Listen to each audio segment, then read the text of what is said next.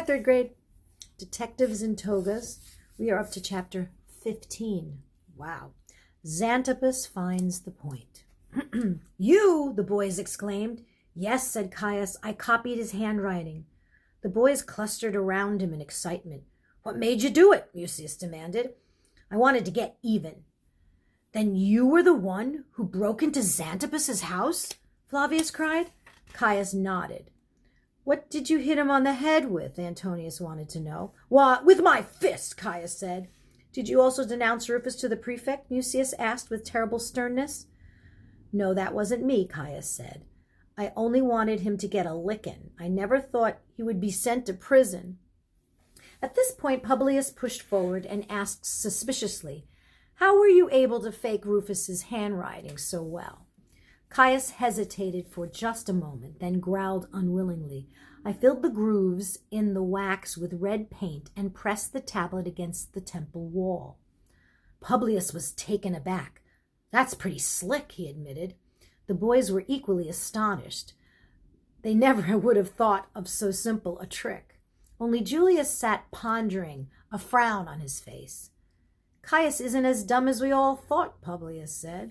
He even fooled Scribonus. He's lying, Julius said suddenly in a loud and decisive voice. I am not, Caius said uncertainly. You are so lying, Julius retorted. You didn't copy Rufus's handwriting at all. If you had filled the grooves in the wax with red paint and pressed the tablet against the wall, like you said, the tablet would have come out turned around. I can prove it to you. Look at this. He told the others and went to the table. Taking the piece of charcoal with which Flavius had written the letter to the emperor, he crumpled it, spat vigorously into the bit several times, and with his finger kneaded the mass into a black pulp. Then he rushed to the corner and came back with a smooth piece of board. Sticking his forefinger into the charcoal paste, he wrote the word Caius on the board. Then he pressed the board firmly upon the white marble tabletop, lifted it triumphantly, showed them the result. On the marble table, they could see distinctly, rather smearily, the word S-U-I-A-C, backwards Caius. Mucius turned around and studied Caius with great seriousness. Will you explain, please, why you said you did it when you didn't? He asked sternly. Caius stood with compressed lips, but abruptly he turned red and said, Take me to the prefect and tell him I did it. Then Rufus will be released. Oh ho, so that's the way the wind blows, Publius said scornfully. I suppose you're sorry now that you tattled to your father about Rufus, Mucius said. Caius nodded. It's my fault he's in prison, he muttered guiltily. Well, it's decent of you to admit it, Julius observed with more friendliness. Let's be nice to him again, Flavius said. He's sorry about it all. I'm not sorry about anything, Publius mumbled crossly. I want to be taken back in the gang, that's all. We haven't any time to be playing, Mucius said. We have to find out who copied Rufus's handwriting, otherwise Rufus is done for. I know, Caius murmured with downcast eyes. I heard the whole thing. The reason I hid was because I wanted to know what you fellas were thinking about me. How do you know that somebody faked the handwriting? That's just what we can't prove, Mucius said. Nobody will believe us. People will believe Scribonus. Maybe there's some trick to it, Caius said, scratching himself behind the ear. He looked anything but bright as he did so. Or magic, Antonius suggested. At the word trick, Julius had looked up and fixed his eyes on Caius with a cunning expression. How did you happen to think up the story of painting and the grooves of the paint and the grooves of the wax? He asked. Did you hit on that all by yourself? I once watched the way our cook baked cookies, Caius replied. The cookies were all shaped like letters. That was a long time ago, but it made a big impression on me. He had wooden molds which were shaped like letters. He placed the molds on a bronze platter. Then he poured the dough into the grooves of the letters and put the platter in the oven. When he took the platter out later and lifted the molds, there were baked letters right on the platter. He gave them to me so I could learn to read, but I ate them. Heavenly gods help me, Julius murmured, overwhelmed. I bet I have it. Have what? Of course, that's the way it's done. No other way possible, Julius moaned. He's out of his mind, Flavius said. An evil spirit has gotten into him, Antonius said. Let him talk, Mucius shouted at them. I know how Rufus's writing was copied, Julius said. Someone pierced through the letters on his wax tablet, then pressed the tablet against the wall and ran a brush dipped in red paint over the grooves. That way, Caius's a dumbbell would appear on the wall just the way Rufus wrote it. It took a while for the others to grasp what he meant, but then they all cheered him loudly. Julius had solved the mystery. Flavius and Antonius danced with joy. Mucius pounded Julius on the back. You're a genius, he praised him. Caius alone had not understood a word of the explanation, but no one had expected him to. Even Publius had nothing to criticize this time. I had a hunch it was something like that, of the sort, he said with a grin. Let's have that letter, Mucius said. We must add this explanation. Rufus will certainly be freed today. Flavius had to sit down at the table again, and Julius and Mucius began dictating the postscript about the forging of the script. But before Flavius could finish the last sentence, they heard a well-known voice at the entrance saying, So I've finally caught up with you scoundrels. And in hobbled Xantippus, leaning on a stick. The boys gaped. Xantippus himself in person. What could have made him seek them out in their cave? Certainly nothing pleasant, and sure enough, Xantippus was in anything but a sweet temper. If Rompus hadn't told me you might be in your cave, I would never have found you, he scolded. Lovely tales I've been hearing. Groaning, he limped toward them, paused, and looked around for a seat. Mucius hastily took a box and offered it to their teacher. Xantippus cautiously sat down on the box and glanced around with a frown of disapproval, for the cave was not exactly a model of neatness. Then he went on. Rufus's mother and Rompus came to see me. They had an idea you might be at school, but of course you weren't to be found. Livia told me about this sorry mess with Rufus. A terrible thing, terrible. There isn't much I can do since I am not a Roman citizen, but I assured her of my support. My leg still hurts like the devil, but I went looking for you. I had to rent a sedan chair with 2 bearers. They're waiting for me outside, and every minute is costing me money, so hurry up. What did Lucos say? The boys remained shamefacedly silent.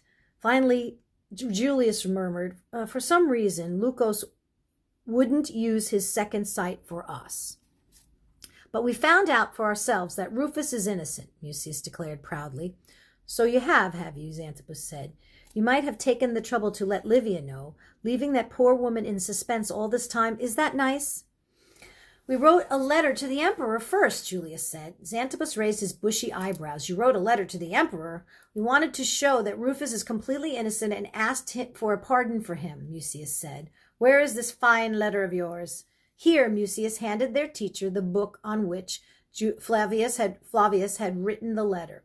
Xantippus moved closer to the light, unrolled the parchment, and began to read. How long, O Catiline, will you continue to abuse our patience? How long will you continue to mock us with your madness? Will your unbridled impudence never cease? He broke off, stared mystified at his pupils, and said, What is the meaning of this?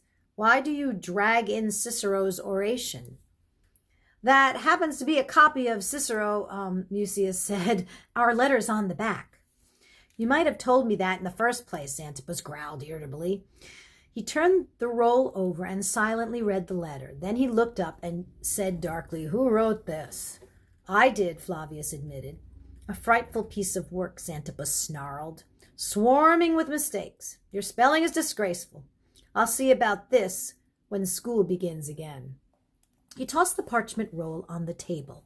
Furthermore, your logic is full of holes, and your proofs are worthless, he continued. I am not surprised that you are also bad in mathematics. Sit down. The boys obediently took their seats on boxes.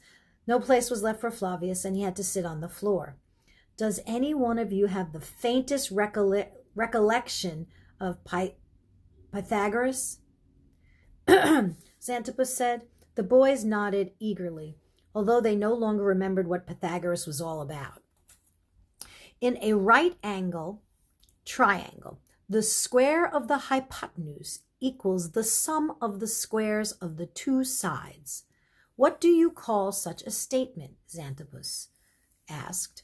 A riddle, Caius mumbled. Xanthippus gave him a withered look, then turned contemptuously away and called, Julius! A proof, Julius replied. Wrong, Xanthippus says. It is a hypothesis. A hypothesis is a statement which must be proved before it is accepted as true. So the so-called proofs in your letter are nothing more than hypothesis. Did anyone see Rufus in the baths of Diana? No, Mucius admitted. Then you have no witnesses, and without a witness, you can prove nothing. Now, about the forging of the script? Is it possible that Rufus's tablet was used as a pattern? But who is to say that Rufus himself did not do it? Julius raised his hand. Yes, Xanthippus said. Why should Julius go to all the trouble of piercing through the wax when all he had to do was write on the wall? Have you ever tried writing in the dark? Xanthippus asked. Julius had not thought of that. You see, Xanthippus said complacently, you don't even write well by light.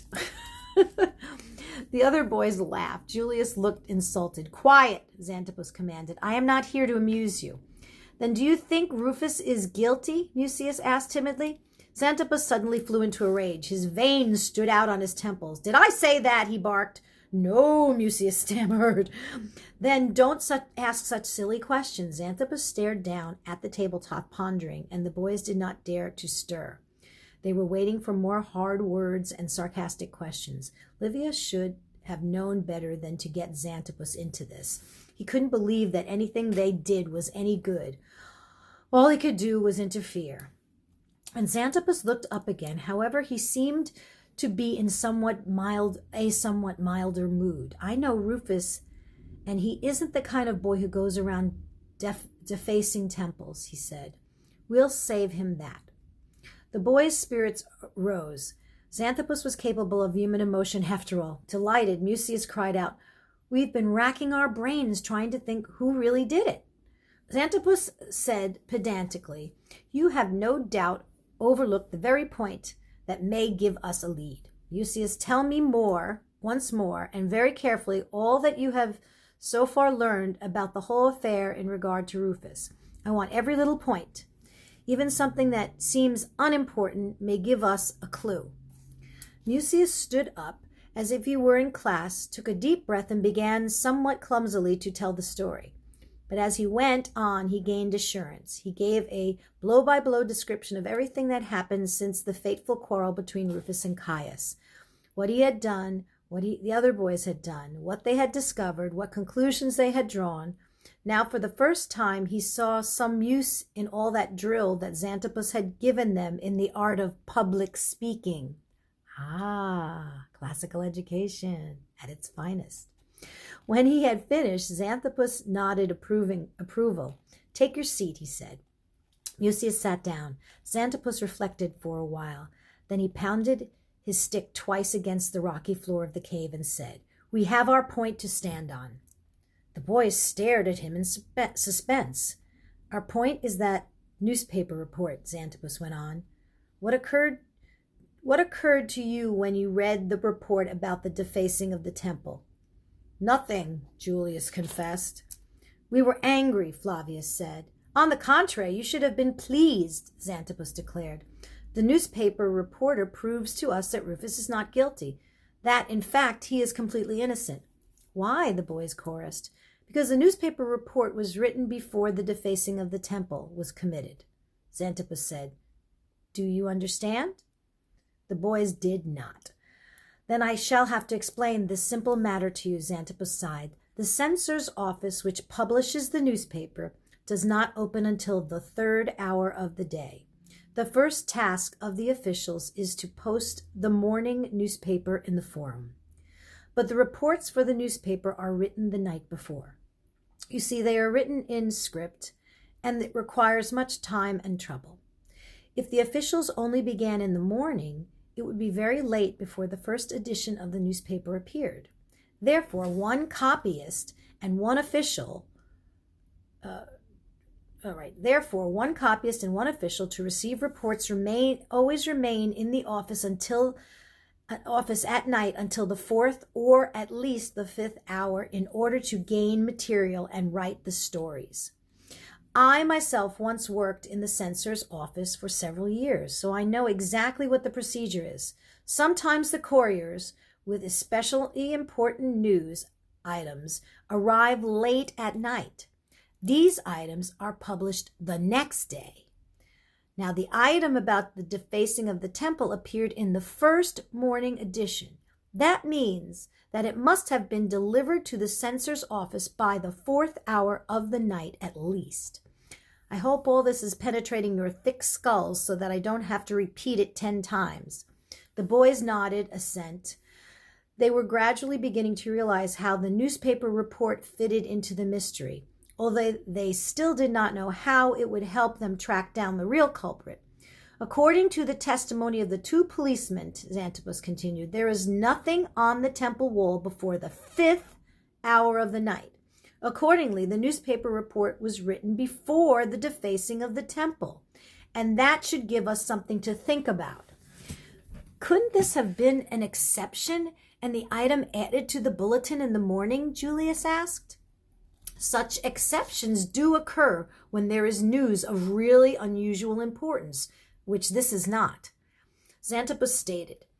But we have an even clearer evidence that no such exception was made for this particular item.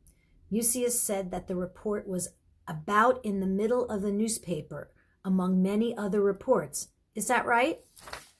Yes, the boys chorused. That proves it. Could not have been added in the morning, or it would have been placed on the extra board. Besides which, the item was unusually long. Most news items are published in very brief form, especially the extras. The officials therefore must have taken time to write it out in full. The length of the report, moreover, suggests that it was sent by a very important personage so that the officials did not dare to shorten it. Xanthippus stood up and began hobbling back and forth, leaning on his stick. We therefore have to consider the following points, he continued. How did this important personage know that Caius as a dumbbell was going to be written on the temple wall? What was his interest in seeing that the incident was reported in the newspaper? Why was suspicion so obviously pointed toward the pupils of the Xanthos school? And finally, who is the personage? This last question is the first matter we have to discover. That ought not to be too difficult. For example, if we know which courier delivered the report to the censor's office, we can find out who sent him. I am unfortunately out of my commission. My leg hurts, and I must go back home and lie down again. You boys have to find out who the courier was. Go to the censor's office and ask to speak to the official who receives the night reports. Ask him which courier brought the item about the defacing of the temple. Then come to me at once, and we will see what our next step is. But kindly hurry up this time, and don't waste your time on idle talk and silly letter writing. Good luck. He hobbled off toward the exit. What will we do if the report was delivered by an unknown courier? Julius called after him. Xanthippus turned around. No official would accept a report from an unknown courier. The couriers must carry credentials with them. Any official who publishes a false story can be put to death. And now, don't ask any more questions. Get to work. Xanthippus disappeared through the curtain, and the boys hurried after him. Outside, the bearers, 2 powerful Arabs, were waiting with their sedan chair. Xanthippus climbed in and ordered them to carry him back to Broad Street. The bearers energetically shouldered the chair and started off at a trot along the narrow path. Xanthippus thrust his head out once more and called to the boys, "You had better clean up your cave. That's a regular pigsty." Then he disappeared around a turning. We didn't invite him, Publius remarked. Did you understand everything he said? Caius asked. I shudder to think of what we'll be in for when school starts again, Flavia said, sighing. If you ask me, Xanthippus has pretty has been pretty decent, Julius commented. He really is trying to be of help. I guess he's sorry he treated Rufus so badly, Flavius said. He's really smart, Julius said appreciatively. We never would have thought about the newspaper business. The important personage must be a whooping big crook, Antonius said. Or a whopping big crook. Whopping big crook, Antonius said. Oh, I'm getting tired, I think. Are we really going to the censor's office? Flavius asked worriedly. Of course, Mucius said. And right away, let's go. Follow me. He started off taking great leaps down the steep slope. All right, write 3 good sentences about this very long chapter with a lot of twists and turns, okay? So if you understand correctly, what happened was Xanthippus worked in a news office. He knew the procedures, and he also knew that if new news came, it would be plastered next to the already written news. This was in the middle of the newspaper. So the newspaper is written on a big piece of parchment or a piece of wood and plaqued up on the wall. So people go and they write it down or they memorize it and tell it back to their masters or whoever. And this article was in the middle of the paper. So Xanthippus said that if it was a last minute thing, it would be on a special board right next to it. It wouldn't be in the middle of the paper. That the first news that comes in is lower down on the newspaper board. Okay? Then he has to find out what courier brought it, because he said that if any of the couriers were not credentialed, that means that they didn't have something that said that they were supposed to be carrying the news, they could, face death. Okay? So anyway, that's the story right now. This is a long chapter, just 3 sentences, just to remember it. Okay? Bye.